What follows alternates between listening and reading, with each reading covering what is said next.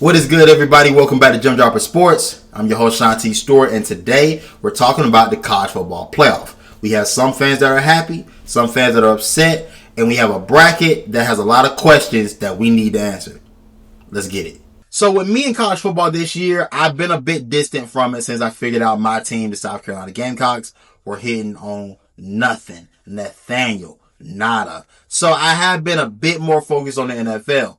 But I've been focused enough to give you what I think about the college football playoff bracket. So let's get into it. So at the number 1 seed, we have the Indiana Hoosiers. Number 2, Ohio State. Number 3, Georgia. Number 4, Texas Tech. 5, Oregon. 6, Ole Miss. 7, Texas A&M. 8, Oklahoma. 9, Alabama. 10, Miami. 11, Tulane. And 12, James Madison. So the first thought is going to be this, right? I know probably for people on the outside is, how in the hell did we get 2 group of 4 teams into the playoff? Thank the ACC for that. The ACC, the only team that could have made it out of the ACC by winning the championship was going to be UVA. UVA botched their opportunity. I thought they had a great year, shout out to Tony Elliott and them boys. But they had a great year, fell short in the conference championship game. Duke at 7-5 won the conference title. They're not letting Duke in. They're letting in the best conference champions into the college football playoff, and I agree that Tulane and James Madison were better conference champions than Duke. Tulane, I think, also beat Duke earlier in the year, so that also really hurt the ACC and really their credibility as a power conference, all in all. Now, for the teams that are upset, right? And the 2 teams that we know are upset the most are BYU and Notre Dame. I'll address those things here.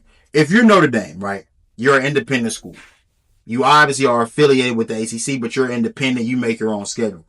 You have to tell me what were the games that showed the committee you deserve to be in the playoff.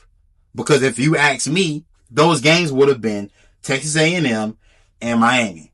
You lost both. And it's not the same. And I don't care that you lost them in close fashion. I understand you played well, but you also lost those games.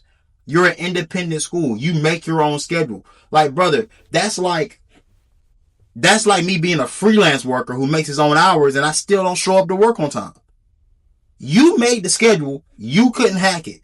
I don't know what else you want us to do. You don't have a signature win on under your belt. Your strength of schedule isn't strong enough. You're affiliated with the weakest power conference that we have in the sport. It just didn't work out for you this year. That's my thing. You got in last year. You made a run to a national title. I understand what you feel. I also understand that 2023 Georgia probably feels the same way that you do. 2023 Georgia only lost 1 game. They only lost 1 game. And you know what kept them out? The fact that they played a weak-ass schedule that entire season.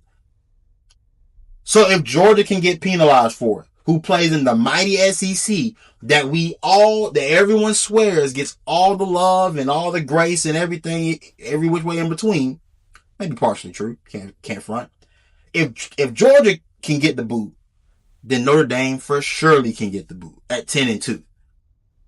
I don't know what else you want us to do. I don't know what else you want us to say. It's not a travesty that Notre Dame didn't make it. The real travesty here is BYU.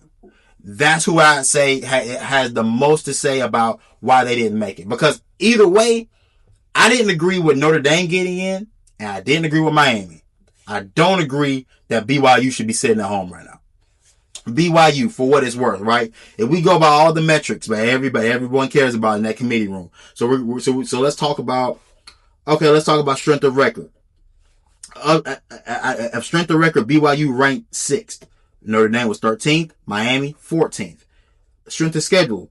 Notre Dame ranked 42nd. Miami ranked 44th. BYU ranked 35th. Games played against the college football playoff top 2. The games played against teams that made the college football playoff. They're 2-1. So, yeah, Notre Dame's 1-2. Miami is 1-0. So these are the teams. These are the teams that were heralded, and BYU probably wasn't even given a strong consideration for getting in after they lost their conference title game. Now, the best chance the Big 12 had of getting multiple teams in would have been if BYU had won. If BYU had won, Texas Tech is going to get in still, and BYU would have gotten in. Because you had 2 one-loss teams in that conference, yeah, you're putting them in. Now, the issue I have with BYU being out is that I thought we all understood that the conference championship doesn't take you out of it, but it can put you in it. And then I look at Alabama. Now, obviously with Alabama has the numbers Alabama has in comparison to those teams, that the same teams that we just talked about, BYU, Notre Dame, and Miami. Here is Alabama's resume. Their strength of record, it ranks 8th. Their strength of schedule ranks 11th. Their games played against against teams in the college football playoff, they're 2-1. So that tells you why they're in there. That is why they're in there. They have a better resume than anybody else, really, outside of the top teams in the college football playoff. And truth be told, they have better wins than they have better wins than Indiana. No, they don't have better wins than Indiana. I'll tell that back. They have better wins in Georgia, and they have better wins in Ohio State, and they have better wins than Texas Tech.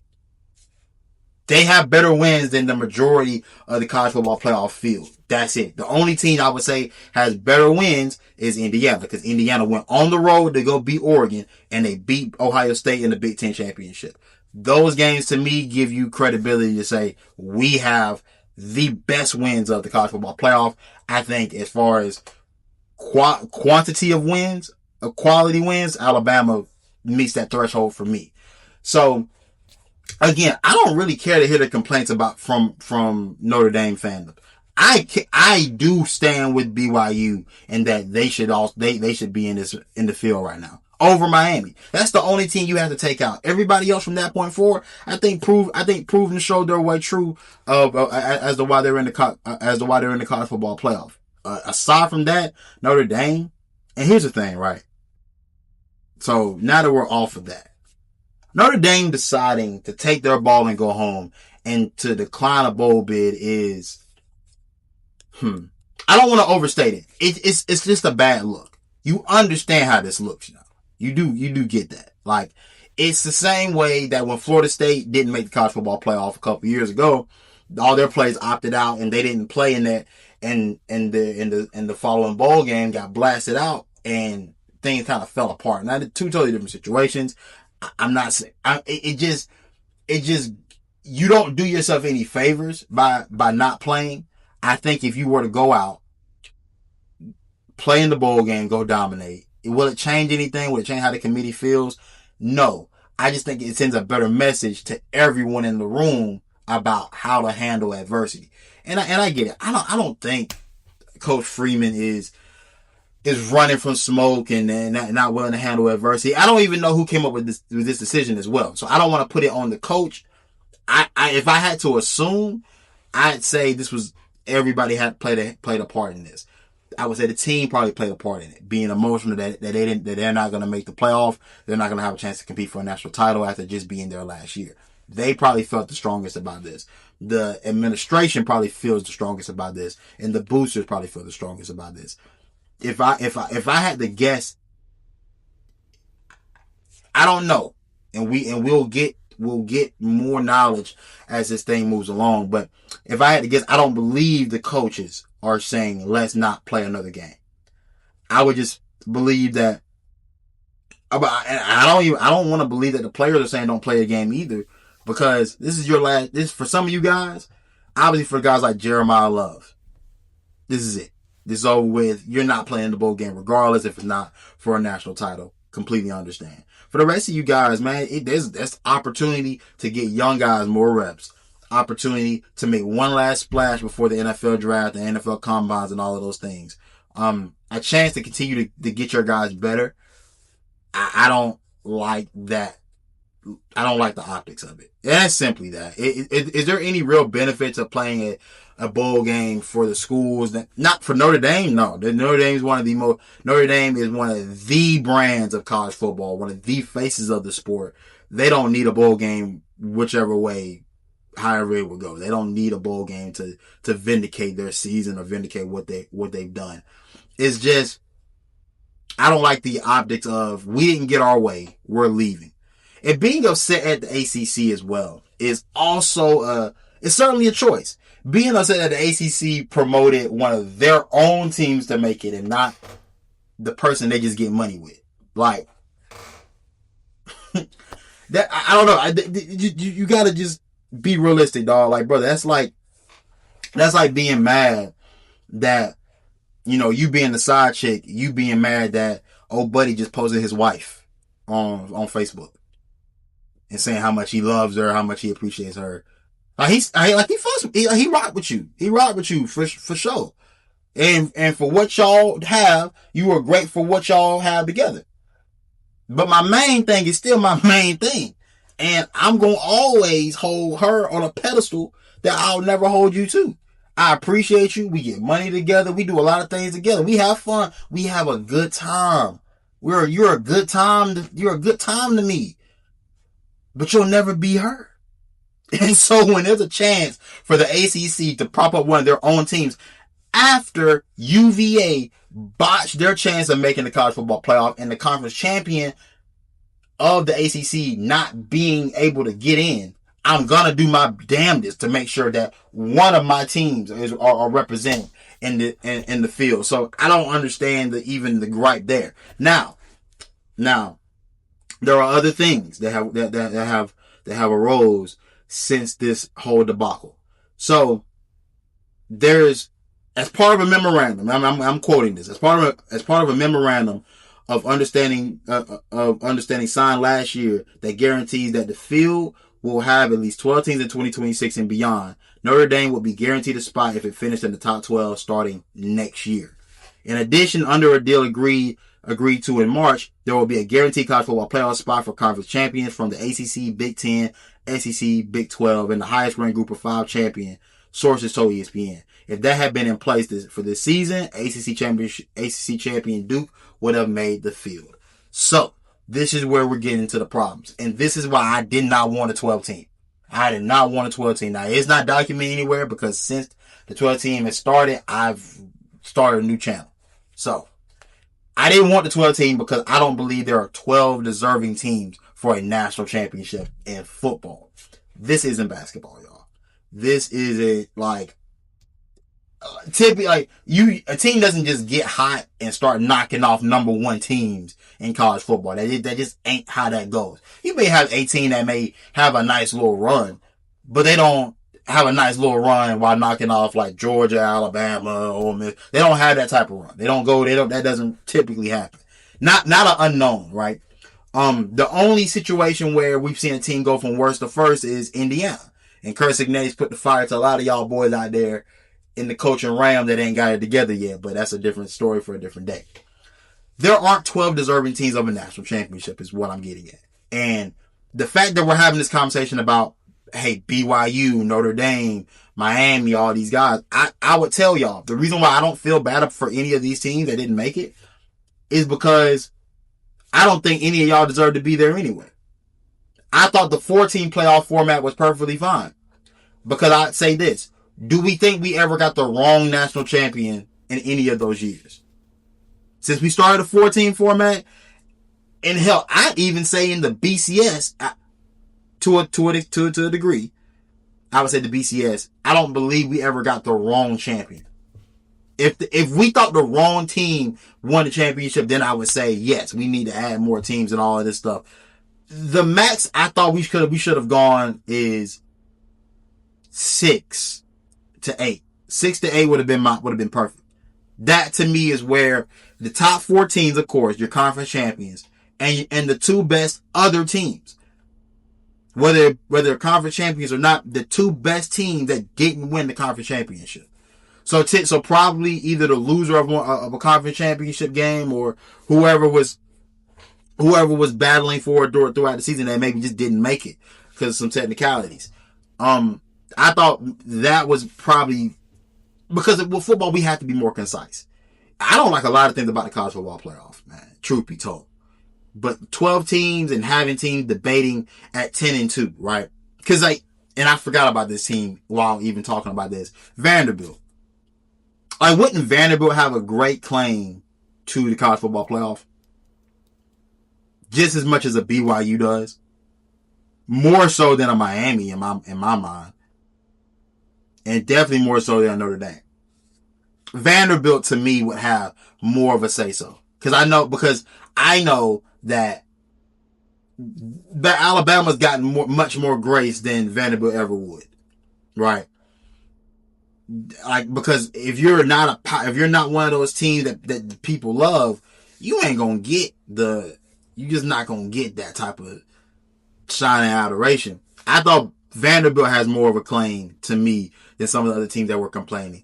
The thing about the college football playoff right now is that it's just too bloated. I don't need to see two group of 5 teams in the college football playoff. I don't. I need to see like one maybe. But I don't need to see multiple. I don't need to see all the conference champions in there. Because there ain't a great reason for me to say Duke should be playing for a national title right now. I also don't like the schedule how it's formatted. Why are we waiting we're waiting like 10 days from the time the committee announced the bracket to play the first game. Brother, if y'all boys don't load up and get ready for that upcoming week, that it's so many things, right? And I'm getting ready to close this thing, y'all, because I'm just going to keep rambling on forever if I don't. Here's how it should go. From the end of championship Saturday, by 1 a.m., we should have the bracket already filled out.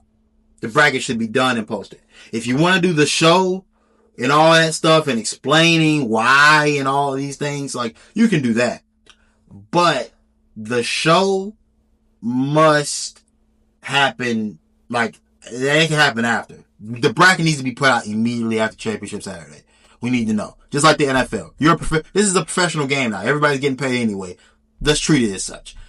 Bracket comes out as soon after championship Saturday is done. Everybody knows what's going on. You'll be back on the field the next Saturday. Ain't no 10-day layoff. Why? What are we giving a 10-day layoff for? The first round games are played on site anyway.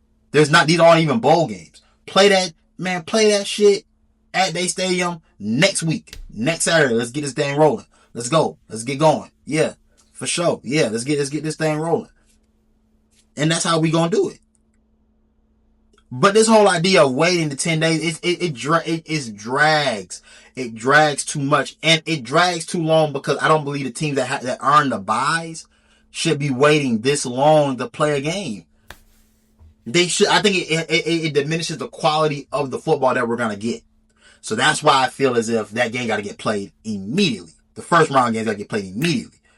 And those teams that have those buys, cool. You get that week off. You don't need 2 weeks off. You don't need 2 weeks off. You don't need you're going to get damn near a month off because we're going a week and a half for the first round games to start anyway. That is too long of a layoff. And guys are going to be banged up anyway. Guys are hurt. You have the advantage because you have a week off. Use that and figure it out.